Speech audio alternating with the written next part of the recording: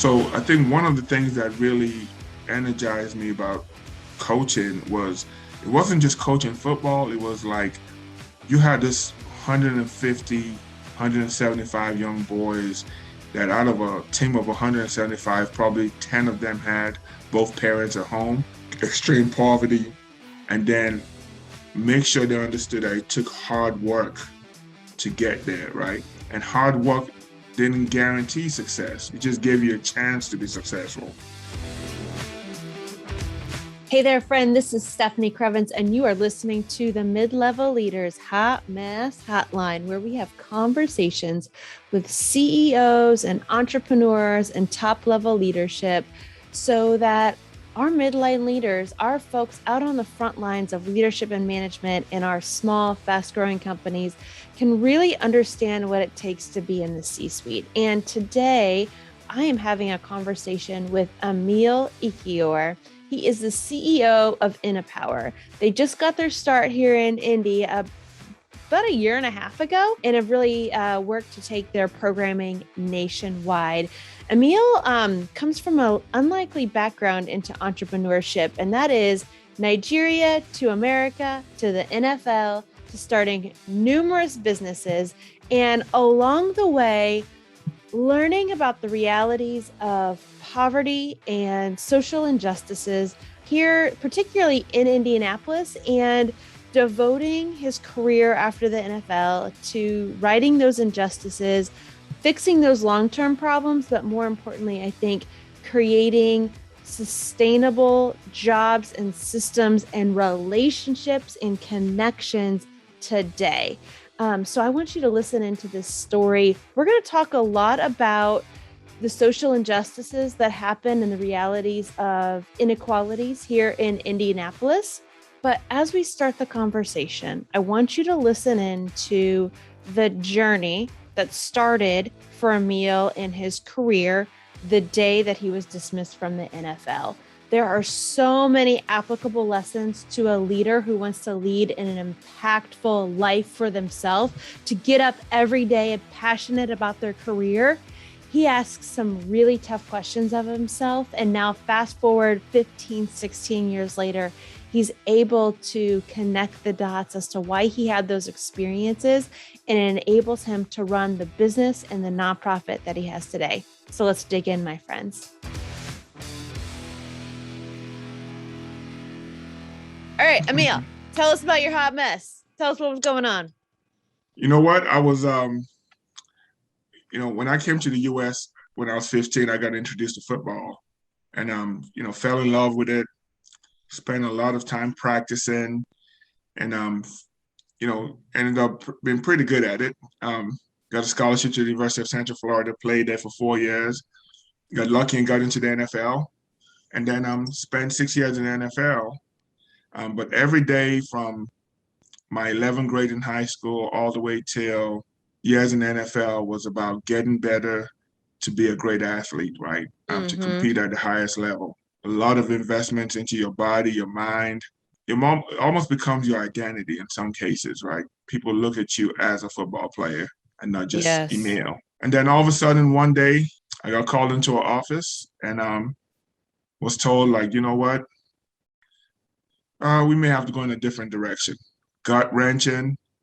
Even though you knew that day was eventually going to come, you never plan for it. You never have, let's say, a backup plan for that because you've invested so much.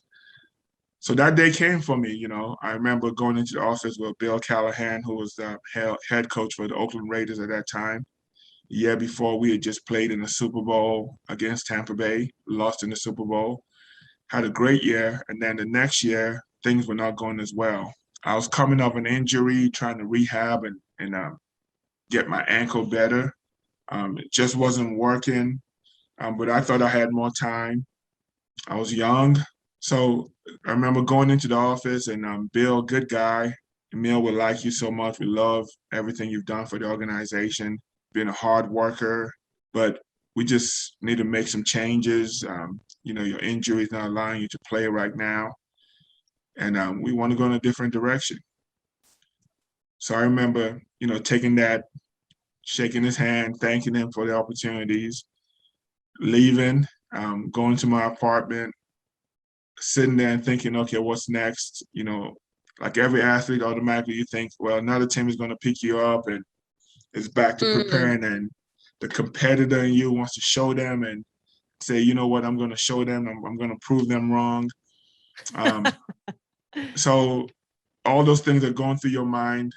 Back then, I had a young son. My son was 4 years old. So that was also going through my mind that, I've been traveling so much, playing ball. And it's like, I got a family. I've done this football thing. I've had injuries. It was good. It was bad. You know, is it time to end this thing? Is it time to move on to the next thing? And every time I thought about that, I always thought about what is the next thing? And what else do I love as much as I love preparing to play and being around my Mm. teammates and the thrill of competition? Not even about money, but just what you do every day to get yourself ready to perform at a high level and falling in love with that process. Oh my gosh. And Oh my gosh, Emil. Okay, so can we just stop? Because like the things that you're pointing out right now, like I don't know a leader who hasn't asked themselves those exact same questions. Like and not about football, obviously. I've never played a day of football in my whole life, but like these existential questions that yet you faced in one single day when the coach calls you into his office to say we're going in another direction, which then forces you to go into another direction. I've had those conversations in a conference room about work. Talk to me about how were you feeling in that moment when the coach sits you down and you realize what exactly is happening? Like, does your stomach drop? Like, what were you feeling about like this team no longer wants me, needs me, can use me from their perspective? What's going, how are you feeling? I think you described it right. Your stomach drops. It's like a punch to your chest. Oh, yeah. Um, I mean, you just, it's crushing, anytime you put so much work into it. And the one thing every profession I think feels, you want to feel wanted, right? You want to feel like Yes. you have value within your organization and the people you work with. So when you come across like you're not wanted or you don't have value, it's crushing. And then especially when you can just jump into the next thing, right? You don't know what the next thing is. Mm-hmm. So when you have that conversation, it's just a crushing blow. It's deflating, it's disappointing, all those things. That's how you feel when you sit down in that room. And you also want to handle yourself properly, right? You want to Mm-hmm. handle yourself in a professional way and not just break down crying. and not, Not in front of your boss, former boss. so you want to handle yourself in a professional way and be a Mm-hmm. stand-up guy and and thank him and be classy in that whole process too, right? So that's part of the thought process. Okay, handle yourself right, stand, be upright, and don't show any weaknesses. you know. Yes. um, so all those things are running through your mind in that moment. But the biggest thing is just you just deflated at that moment too, right? It's just the wind is taken out of you. Oh, yes. So, I mean, I can empathize with those moments so much. I've certainly had a couple of those in my career. And yeah, the dual thought of like monitoring your physiological response because your heart is in your stomach, your palms are sweating, your armpits get a little sweaty in my case. I'm like, oh my God. Like, but then like not letting your lower lip quiver and Mhm. keeping it together and making sure you can exit somewhat gracefully in a less than graceful moment in your career. Yes. Mm, Yes. yes. So you go home. How long before those big existential questions start running through your head about what's next? Where do I invest? What's my identity? Who am I now? How You long? know, immediately, right? You have an agent, so immediately call your agent and say, hey, this just happened. What's next, right? You want to know right now, am I going on another team, And obviously your agent is like, well, we'll put in calls and and we'll try to, so this team liked you and this team liked you and things are going to be okay. So you're thinking about those things and immediately want to keep things going. Mm-hmm. Also, you're also thinking about the embarrassment, right? The whole world is going to read about you being released. Mm, So it's not like any other job where it kind of happens in silence, but in this, it's going to be in the papers, on the news, on the ticker in the bottom of ESPN, at the ticker that goes at the bottom of the screen. So the embarrassment and knowing that in a couple of hours you start getting calls from everybody and people, are you okay? And those kind of things. But also, yes. wanting to call my wife and just say, hey, look, this just happened. And as a family, that impacts you more immediately than anything else. So it was doing that, calling my agent first. It's like this happened, and he's saying trying to reassure me that things will be okay. And then calling my wife and saying, hey, here's what happened. I'm gonna get my things packed here and head on home, and those kind of conversations. So there are no happy times when that happens. Just Oh, remember, just a really, really sad moment. But you're also trying to be positive, right? And you're thinking of your career and continue your career and continuing everything you've worked for. yeah.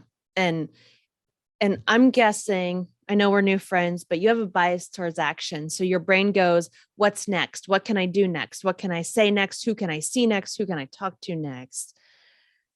At what point were you able to reflect on that experience? How long did that take you? Because a lot of leaders that I work with have that bias towards action, which has its place, but us folks that are action oriented, we forget to reflect. So I'm curious, like, how long did it take you to be like, okay, I need to sit down and really think about what has just happened? Oh, it took me a while. Um, Mm. I'll say a year. Um, Wow. yeah, because it was because you don't want to deal with finality. And sometimes when you reflect, it's almost like you're reflecting because you feel that chapter is over. Mm-hmm. So in my mind, it was always, okay, just stay ready, right? Keep yourself in shape. Things are going to be okay. You're going to, play on another team, all those kind of thinkings, right? So never I didn't sit back and say, you know what? This has been a great, so many years. I've had a great experience and I've learned so much and have so many wonderful friends and professionally have been exposed to professionalism at the highest level, but didn't have time to think about that at that time because it was Yeah. about and really trying to show that they made the wrong decision. They let me go. What? How could they? How dare them? I'm going to show them.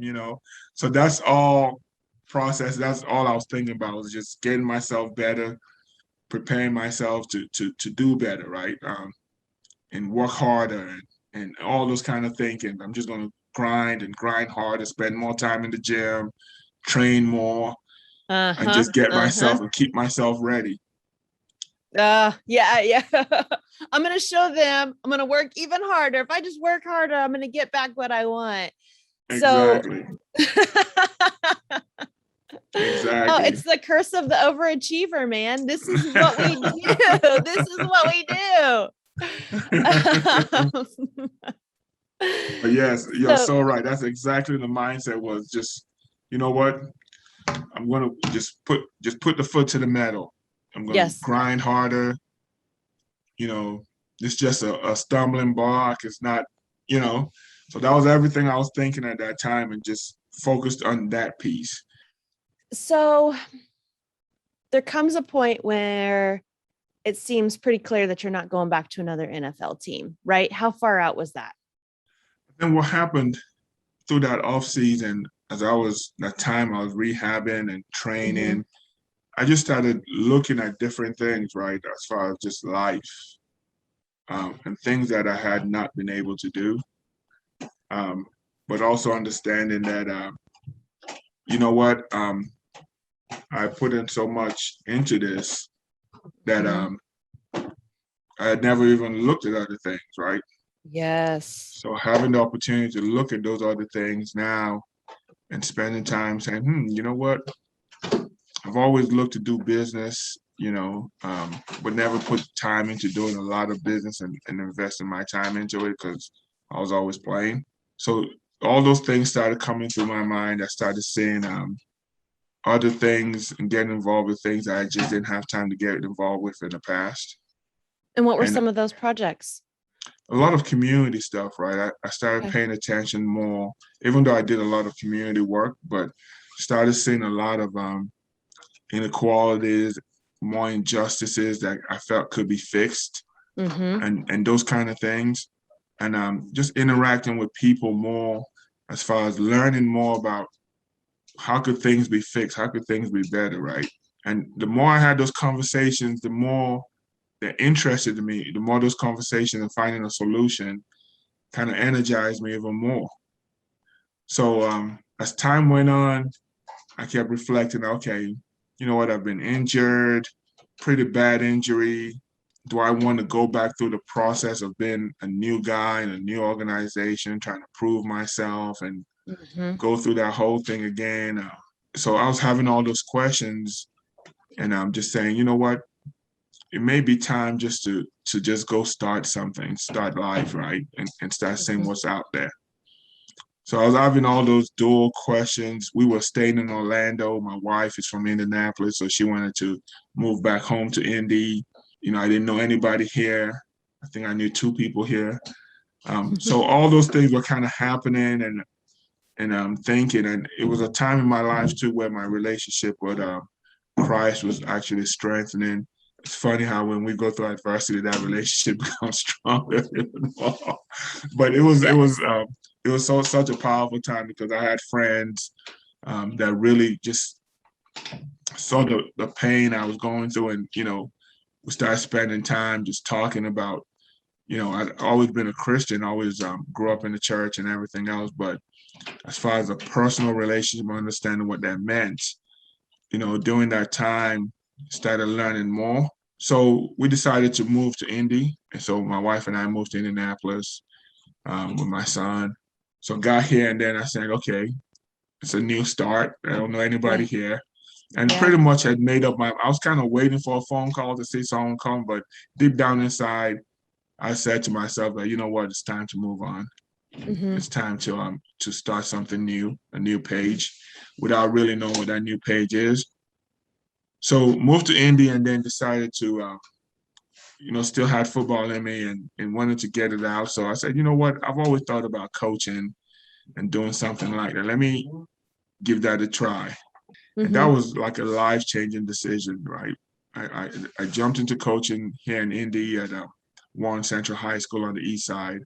Okay. And just a small little football program here in Indianapolis. No big deal. But just one of the powerhouses in the state. Okay. Yeah, of course. a friend of mine, one of my best friends today, a guy named Kevin Wright, was the head coach there. And I remember sending my resume out to different schools, and he called me and said, hey, look, we'd love to have you. So I jumped into it, and it was unbelievable, right? It just gave me so much value, right? Because all these young males, especially Black males, team of 150 kids from the far east side of Indianapolis, how they all embraced me, all were eager to hear what I had to say. And I didn't even think I knew football and played football, but I didn't think I was even paying attention in our football meetings and all those things. I just played, right? But I had so much football knowledge, right, that I was able to share, from game planning to, still the process of development, right? It's just something that I just love till today, is the preparation and the training and everything you do to prepare to play the season. And being able to do that with those young boys and go through that and teach them how to prepare, teach them how to have a mindset of being unstoppable and believing in yourself and all those things, really just gave me instant energy, right? Just energy, because you saw how people just listen to, but then you felt like, wow, you know what? I'm kind of good at this. I'm kind of good at, communicating with these young men and energizing them and encouraging them and uplifting them. And all those kind of things. So in some cases, when you get done playing, like I said, you go through that phase of the embarrassment of being done, Mm-hmm. or feeling like you failed, even though you were at the highest level for 6, 7 years. It's funny that you feel like the world looks at you as a failure, Mm. So you kind of shut down. Um, but then coming out and coaching kind of just allowed me to speak more about my experience, right? Because all the kids wanted to know, right? But then also just started what we talked about as far as reflecting, right? For the first time a year later, I started reflecting more about my time playing in college and in the NFL and what did I get out of it. And I started realizing I got so much out of it, that it was so much lessons and preparations and trainings that I've been through, just being exposed to what I was exposed to. And I had a huge network, just friends and coaches and Yes. all of that, and communities that I spent time in and all those things. But it wasn't until I started coaching and spending time coaching that I was able to actually start reflecting back on my NFL career and my playing career. That makes so sense. There's something about dedication is like a two-sided coin, or what's a dual-edged sword. I forget what the cliche is, but your dedication, you kept your nose down, you kept focus on yourself, your own growth, what you were doing for your team that you were on. And it wasn't till something fairly transformative happened in your career where you actually were able to look up and see all the people in your life that supported you and that you support, and the people that you could help teach and develop and give them that mindset. It's so many times in our career, mid-level leaders do this exact same thing. They get so focused on their own career. They get so focused on the next plane they have to be on. They get so focused on the next deal that they have to broker, that they never look up and look around and to see who they're impacting and how they can impact them until something like being terminated happens. I mean, Mm, you had to ask the hard questions that you never would have asked if you hadn't been dismissed from the team. exactly. And realizing too, right? You just end up being in a revolving circle. Like things just go right. So the season Yes. goes, it ends. You train, then it comes again, it goes, ends, and you get in that routine. And as I reflected, I was like, man, you know what? I could have just been in that routine for so long. So simple things like using Word, right? I never had to, right? I Never had to never, type up a document I in the never had to, NFL. I didn't. You know why? I didn't really spend time doing that because you were so Yeah. focused on. So you Yes. start seeing all these things in life that and then people that I went to college with that graduated from college and just got into their profession. Even though I played for 6 years and lived well and everything else, I felt like in some cases they were ahead of me, right? Mm, Because they had been exposed to just doing stuff. And so when I reflected and spent time reflecting on the soft skills and the transferable skills from the NFL, it also helped me understand that, yeah, you're actually so much more ahead because the life and the extreme scrutiny that you were exposed to at the mm-hmm. highest level and the demand for excellence and there's no gray area in the NFL. It's black or white. Either you could do it or you Yes. can't, right? And all of those things actually prepared me to be so much more ready to do anything professionally after football. Um, Yes. but I didn't think that at first. At first, it was like, what am I going to do? What am I good at? But once you reflect and you start saying and thinking through and realizing that, wow, I am actually, well, it's so funny that it was coaching that actually helped me realize that.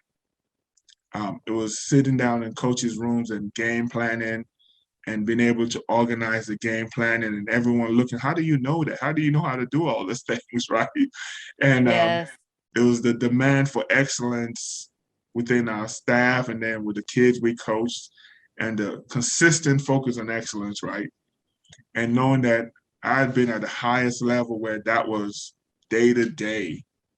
But because it became a routine, you didn't even realize how different that was. Mm. So I love this. In the parallel again, overachievers. So overachievers versus high achievers. To me, there's a huge difference. Overachievers they strive at the cost of themselves and others. They demand perfection. They don't know how to lessen expectations for things that don't really matter. It's just like go, go, go all the time. High achievers say, you know what? These are the critical factors that matter. We can be really great at these, but this other stuff we're going to dismiss. We're going to give grace to ourselves and other people. How did you learn how to go from what high achieving is in the NFL to high achieving at, I mean, a top rated football program in high school football? It's still at the top of its class, but it's still high school football. How did you adjust your mindset for the demands of the NFL versus the demands of a high school locker room? You know what? That's such a great question, right?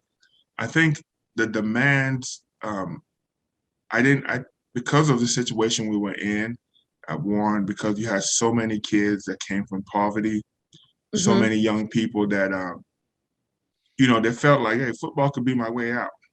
Yes. So for me, it was bringing that same demand, as unfair as it may stand, to those young people, right? Because I felt, based on my own life experiences as well, that to get out of poverty, it takes a lot of hard work, right? And it takes some Yes. luck as well, right? It takes people, great people in your lives demanding the best out of you, right? And bringing the Yeah. best out of you. Yeah. To show So you another way, to show you another world, just like the NFL is exactly, another world, to show you another world. Yes. Yeah. exactly. So I think one of the things that really energized me about coaching was it wasn't just coaching football. It was like you had this 150, 175 young boys that out of a team of 175, probably 10 of them had both parents at home, extreme poverty, but you had to cast a vision for them of themselves that they didn't even see, Mm, right? yes. And then make sure they understood that it took hard work to get there, right? And hard work didn't guarantee success. It just gave you a chance to be successful, right? Yes. So getting those Let's say young that men, again. Say that again. Hard work doesn't guarantee success. It just gives you a chance to be successful. yes. Oh, yes. and Keep going. Keep going. and getting them and pushing those young boys, allowing them to dream big, encouraging them to dream big, but saying, the bottom line is going to be hard work. Like you got to work. Hmm. Like nobody's going to give you anything. You got to believe in yourself. If you don't believe in yourself, nobody else will. And really pushing them to that point, right? And for me, sometimes I look back to it and say, it was therapeutic. Um, and and today that a lot of those young boys are adult males with families of Uh-huh. their own, and be able to sit down with them and then talk about just how hard I was on them and how much. But the other thing too was how much I also spend time to know them, right? Their girlfriends and life as a whole. But then as soon as it came to football, the switch turned, like Coach E, the switch turned to a whole different person and pushing them. But those times were really great times for me because, like I said, for life, making the transition from playing. Um, Now, I always did business. Like I said, I'm Nigerian. I did a lot of import export, but I never woke up in the morning excited about doing import export, right? Okay. It was something I did, but it wasn't like a passion. And And you what I did was, this while you were playing football, you mean, and yeah, I did while I immediately played after. Okay. football and then Yes. after as well. Yeah. But it wasn't on burning passion, right? What I was looking for was the passion of every morning from when I was 15 to when I stopped playing was about waking up and getting better at what I did. Oh, yes. Well, so let's pause there for a second because we're going to go to commercial break just to kind of put a bow on this part of this hot mess of your life where you're questioning who you are, how you do it, what you're passionate about. Now that the thing that you were passionate about for more than 10 years is no longer a significant part of your life as a player at transition. But let's go to commercial. When we come back, we're going to talk about you as CEO of Innopower now and how you use this experience to create something really innovative here in Indianapolis for other minorities in our community and touching lives across our state. So let's take a break. We're going to come back and we're going to dig into how do you turn those lessons of those times when you had to, I mean, these are tough questions you had to answer for yourself. I know going through it, it feels tough in the moment. And then, we're 15 years out from that. And I'm guessing the pain is kind of lessened, but all of us as adults have had to answer those questions to lead a meaningful life. And so one, I just applaud you for doing that. It never seems purposeful in the moment until you can look back and connect the string of pearls together. But as we know, God has a plan, universe has a plan for us. He puts these things together. And now you have an amazing story to tell as the CEO of Innopower. So let's go to break and we'll come back. This season of the Hot Mess Hotline is brought to you by my Hot Mess Quiz. One of the common lessons that my clients learn during coaching is how to really evaluate a problem, dissect it for clarity, and then take action on the tasks that really move the needle. The Hot Mess Quiz can bring you that focus too. As a leader, your work life is full of, work. But according to Pareto, 80% of that work isn't even impactful. If you need to create growth and change, you need to focus in on what truly matters and what will drive new results. Take the Hot Mess Quiz by clicking on the link below, which is stephaniecrevens.com/Hot Mess Quiz. Just like this podcast promised, and this is in the real world too, what happens when people stop being polite and start getting real?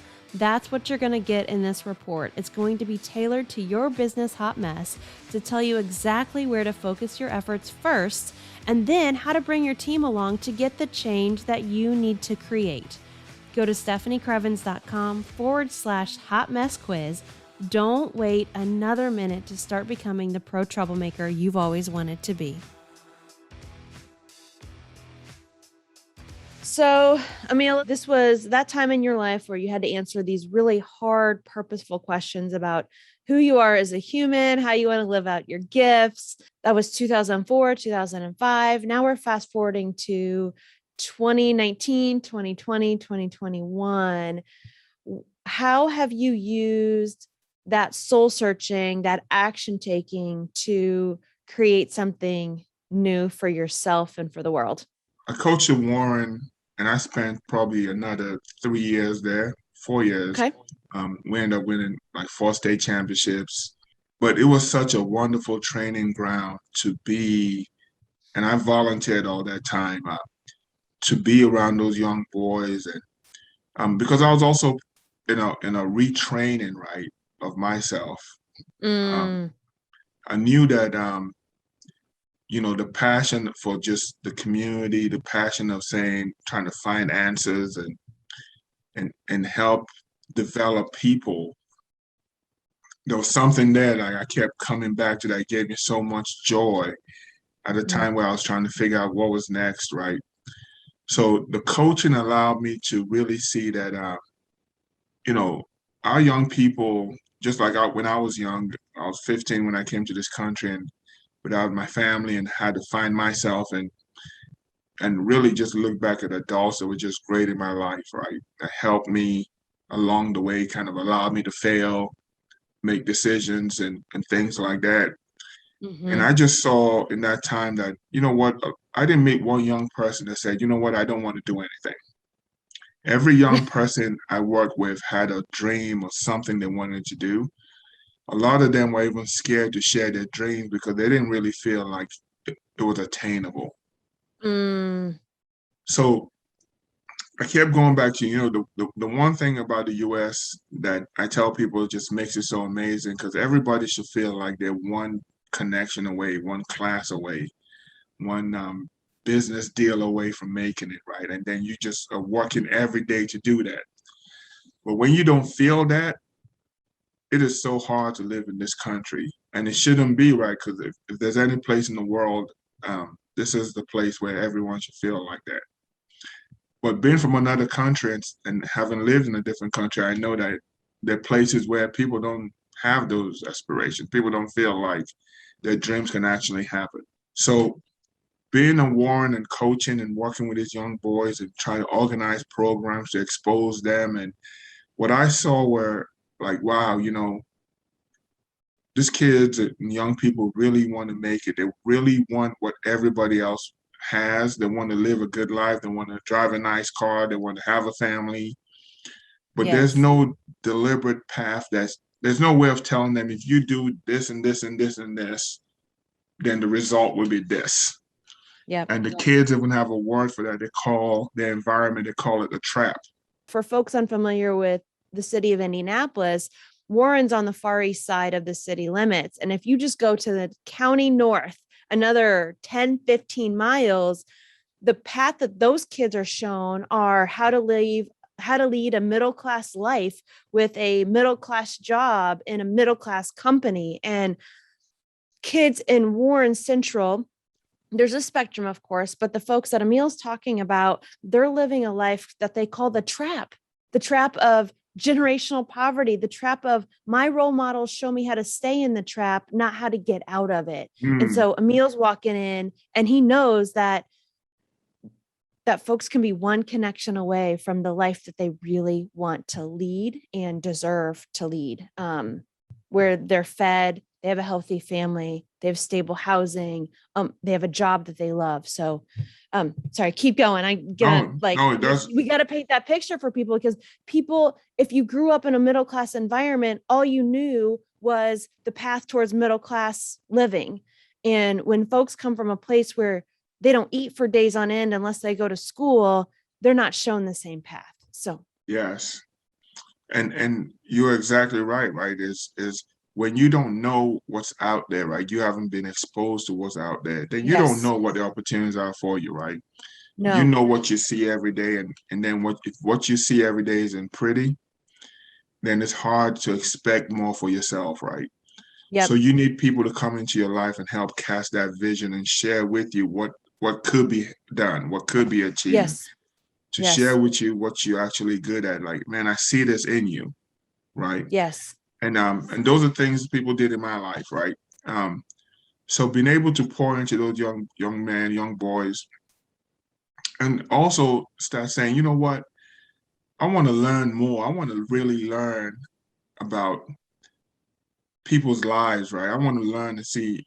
The only way to come up with solutions is if you immerse yourself in the issues, right, and understand the issues. So I spent a lot of time. I wrote a proposal and shared it with the superintendent of the Indianapolis Public Schools, Dr. Eugene White, at that time. I had never met him, just sharing that, you know what, I really believe we can leverage sports as a way of, empowering young people, getting more people to participate. And if they get a 2.0 GPA, a C average, then they can graduate from high school. But we're inspiring them based on what they love, right? And using sports as just a tool. And he looked at the proposal, called me in, sat down, and I want you to come do this. Funny enough, he says, well, the school district doesn't have money, so we may not be able to pay you. But I was like, that's okay, because I was looking for something. I was looking for something to build and something to immerse myself into and develop, right? So I jumped into it at IPS with Dr. White, and just went in and we did some amazing work, right? We got a lot of kids participating, developed a lot of adults to serve as coach mentors, and there's great people in young people's lives, or get them to understand the importance of what they do and the value they bring as adults and the value they bring to the kids, and also getting to create an environment that kids want to be a part of, right? That's the one thing that we forget. But I think some of the biggest things was, we spend a lot of time trying to solve systemic issues, and we should, right? But sometimes some of the very simple things that we know need to happen, we overlook. So what I learned along the way is, you know what? I want to solve those systemic issues first, but it's hard to say we want more kids to be in STEM and in tech and to have pass pluses on the iStep, but we don't even create an environment for them to just play. So forget about playing, forget about all this, and just show up to school and do well in math. right? So unfortunately, that's the overwhelming environment in low-income communities. In Mm, affluent communities, middle-class communities, they invest in all those things. They invest in making sure that young kids have an environment to have the youth experience and using sports as a tool to teach hmm all those soft skills, teamwork, selflessness, communicate, all the things you learn. But communities across Indianapolis or central Indiana, if it's in Hamilton County, if it's in Johnson County, those communities have invested millions to make sure they have that kind of environment.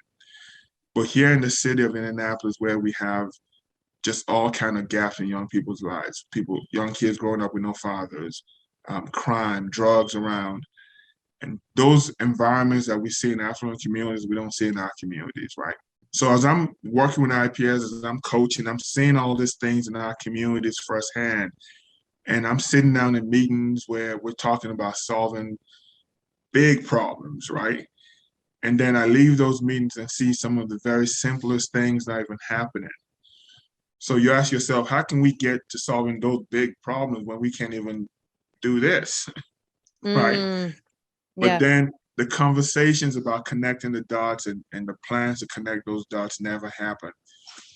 So spending time in the public schools was such a blessing for me as well, right? Because I'm in a learning process right now. I'm just trying to learn, and playing football, you learn by doing.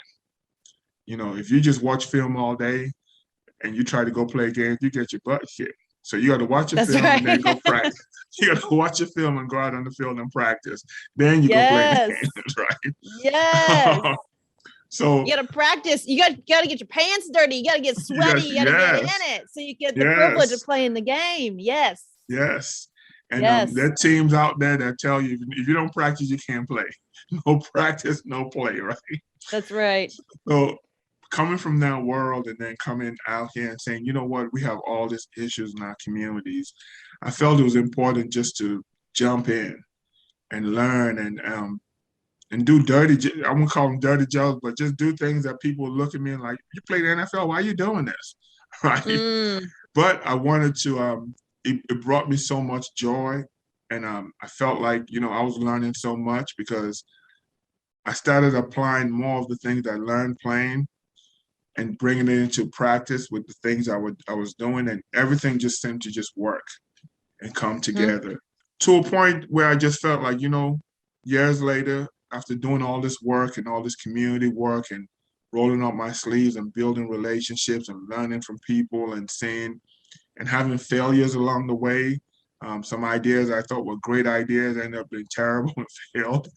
um, but learn just about people and especially Black people, right, in this country hmm and the systemic issues people have faced and the generational poverty and how families upon families upon families and have just lived a certain kind of way for so long that it's hard to expect anything else. When you see that and you continue to see that and you know that there's a better way. I think I told you this. When you look at countries like China and say, the Chinese brought hundreds of millions of people out of poverty in less than 50 That's years, right. Yes. uplifted hundreds of millions of people, and did it through education, right? They sent millions of Chinese folks all over the world to go study and brought them back home and Mm, built their communities, right? yes. The Chinese government purposefully lifted entire classes of people and entire generation into a more sustainable life because of systemic economic pressure and systems that they created in their country. So, And everything was based on education as well, yes. and making sure that they had a highly educated population, right? And not just China, countries, Singapore, I mean, countries have done this and really just changed the trajectory in a short period of time, but did it hmm based on education and having a plan for their communities as well. So anyway, so when you see all these things happening and you just look at the lack of progress in our communities, but you also looked at the lack of what I saw a lot was a lot of people coming into the communities to give ideas on what needed to be done in the communities. Okay. And a lot of the design work wasn't done with the communities, right? That's right. It was Yes. done to them saying, this is what you need, right? Yes. So witnessing all those things and just say, you know what, things could be done better. The innovation should come and should be driven from the community. There's so much opportunity in this community because I just witnessed so much talent, just so many talented young people I met. Um, Hmm. and I compared to, like me, for example, coming from Nigeria, right? I had never played basketball. When I came, when you threw me a basketball, I didn't know how to dribble or anything when I first got here, right? But once I started getting trained in basketball and football, I got better. So I had the talent, the raw talent. I just needed it developed, right? Hmm. Hmm. And what I saw in a lot of our communities was just that unbelievably smart, intelligent, driven young people full of energy with all the issues that go through. They still show up to school smiling every day, still respectful to people. But once they leave the school, it's just problems, right? So I just looked at it and said, you know what? Some of our biggest opportunities as a country is unleashing and helping develop and cultivate this immense talent that exists. Yes. Um, Believing that the opportunity we have in the US here is that if we're able to uplift tens of millions of people from our most vulnerable populations, we talk about China competing in all this place. There's no way, right? It's not even close because we still have millions that are searching for a way. So we decided to launch Innopower, but we decided to launch a conference first, right? Because we felt like it really epitomized what we were about, which is bringing people together, which is showcasing people, um, Okay. unleashing talent, right? We felt like the conference allowed us to unleash this immense talent in our diverse community here in Indianapolis, that people do really have an intent of coming. People really want to come together and solve problems here. Yes. Yes. People want to sit across from their neighbors and try to figure things out, right? But we didn't have those kind of platforms or arenas for people to do that. So we felt like if this is what we want to be as a company where we work with people, bring people together, solve problems, then let's create a space that does that. So we created a conference, scared to death, not knowing if people would show up or if people would even That's accept right. it or if anyone would Yes. even sponsor us, right? Um, but again, it was just the mindset of doing right, the mindset of being confident in what I believed and knowing what I've seen in Indianapolis for so many years, the amount of good people that have supported things that I've just talked to, and saying if Mhm. we create such a space, I think this is what people want, right? And sure enough, we did. The conference in this first year was very well attended. Pre-COVID, it was in person. And then we launched a company at the conference and saying, this is who we are, the power of innovation. How do we solve problems and create opportunities in a different way? We Mhm. feel like there's unbelievable talent, unbelievable entrepreneurial opportunities in Black communities today. Um, Yes. and the biggest opportunity we have is to unleash that talent. So as we were saying that pre-COVID, COVID hits, and then George Floyd happens. Yes. Yes. And people like, Emil, this is what you're talking about. We felt like, this was an important piece that needed to happen. Like we needed to create this space, but we also needed to do work to help create an environment that supports startup growth and sustainability of Black businesses, right? So again, reflecting to my football background and all the great things I learned is, having a playbook, right? To make sure that you're not drawing plays in the sand, right? Um, but what is that playbook and how that, where's the playbook on an environment or creating what infrastructure exists that supports startup growth and sustainability of Black businesses. After the NFL, I spent years. I was so bitter. I didn't attend NFL events. I didn't do any of those things, right? Sure. But my NFL experience post-playing has been so wonderful. I got my MBA through the NFL, paid for my classes. I've been through so many wonderful training and speaking engagements and networking events. But reflecting on your experiences and understanding how those experiences have shaped you as a leader today, right? And embracing those experiences, right? And a lot of time, some of those bad experiences that we all want to forget have the biggest effect on you as a person today. So for me, it was doing that. It was really looking back, embracing, leaving Nigeria and the experience of being in the US by myself. The experience of being Nigerian and living in a country that's so diverse, right? And then coming here, having a different understanding on people, because I see so many people in poverty and struggling and corruption in government and all those kind of things. But then that allows you to appreciate the US a lot more, right? But you're also able to see and understand from an outside eye looking in the systemic issues that people have gone through. And Yes. And understanding that, this is a very unique place, a very unique country, with a lot of wonderful people. Like there's not another place like this where people are so willing to give of themselves.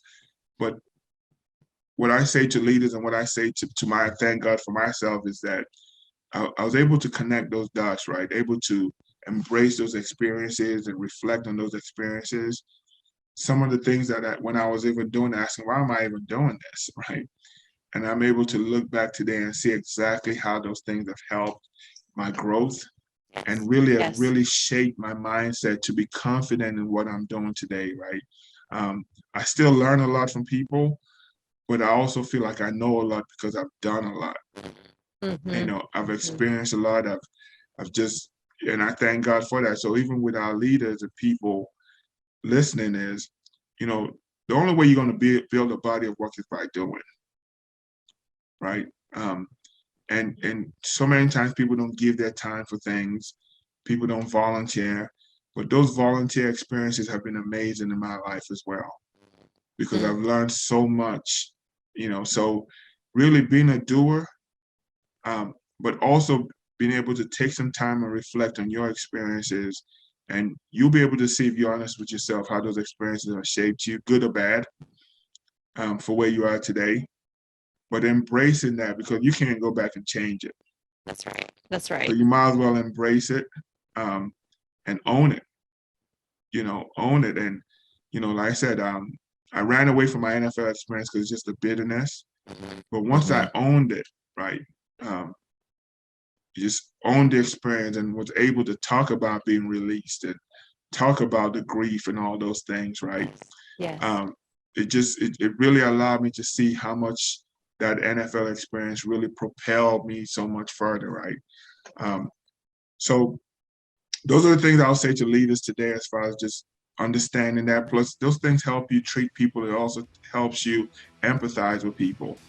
All right, friend, I don't know about you, but I got a little teary-eyed a couple times during our conversation just to hear about the journey that Emil has been on. I don't know if this resonates with you, but I've certainly been in those spots where you get called into the office to lose your job, to lose the thing that you're passionate about, and in the moment have to manage yourself and your emotions so you show up as the class act that you are. Yet at the same time, all those thoughts are running through your head.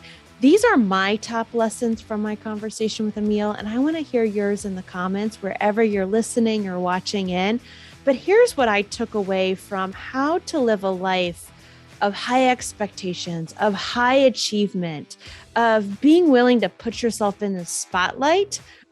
Chances are you're not a recovering NFL player who saw their name at the bottom of the ticker tape on ESPN, right? But you've had that pressure put on you, and he's competed at the highest level. And if you as a leader want to compete as the highest level as well, you've got to be willing to ask some really hard questions of yourself, to put yourself out there, to take rejection, right? Like one of my lessons from Emil was staying classy in the moment, in the short term and in the long term, being willing to keep it classy so that you can show up with integrity, answering some of those really big questions so that you can add value to your own life, to the world, to your loved ones. That takes us wrestling with some really tough questions in our life. All of us want to feel wanted. And in those moments when we're being fired, terminated, let go. We feel the opposite of being wanted, but it's the opportunity that ending creates for new beginnings. And I certainly heard that in Emil's story. He wrestled with those tough questions. You know, when he was let go from the NFL, he didn't create a whole new plan. He went in search of answering those questions. Sometimes that's what we've got to do while we're adulting. We've got to search to answer the questions, not create yet another action plan. I don't know about you. Here are the lessons that I heard from him that he learned after he left the NFL is that when you think that you've hit failure, you've hit a new place in your life. You've been invited to the next level. Your network is always bigger than you give it credit for, right? He had his head down for so many years doing the thing that he was passionate about, football. And when football forced him to look up, he realized that he had people in his network who wanted to support him. He had skills that he didn't realize that he had, that he could translate to a whole different way of living out the game, if you will. He allowed himself, ultimately, I believe, to be guided. For those of us who are ambitious, who hopefully are staying in high achieving land, not just overly overachieving land, we look for meaning too soon. We look to have a nice, neat little package handed to us, say, this is why you went through tough stuff. And if we go in search of asking the big, hard questions about our life, what brings us purpose and passion, sometimes we got to stay in the suck a bit longer than we want, because that's where we will find meaning. It's in doing the hard things that those long-term plans and passions will reveal itself. So allow yourself to be guided. And the other thing that stuck out for me as I look through my notes to share with you today is, you know, he encountered a lot of those young men at the high school that he was coaching who were scared to say their dreams out loud. And I know a lot of adults who are scared to share their dreams out loud. So my challenge is to you today, share your dreams out loud. Chances are higher than you think that they are possible, that you can make them happen. But you've got to be willing to be guided, to be shown the way, and take action and do the hard work to make it happen. All right, my friend, that is my wrap up of our conversation. Again, I would love to hear your insights, your takeaways in the comments, wherever you are listening or watching. And now let's get off the internet. Let's be pro troublemakers that gets the real, impactful, passionate work done. And we'll see you next time.